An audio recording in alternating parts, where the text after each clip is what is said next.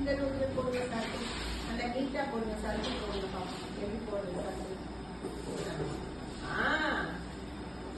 Okay okay சரி. 1 போடலாமா? 1 போடுங்க. 1 போடுங்க.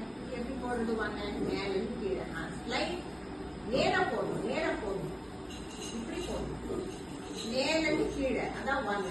மேல இருந்து கீழே போடுங்க. 1.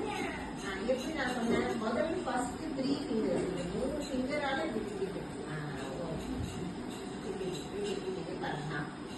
என் கையை பாருங்க. இந்த வரல இந்த வரல இந்த வரல 3 விரலால இப்படி பிடிச்சிருங்க.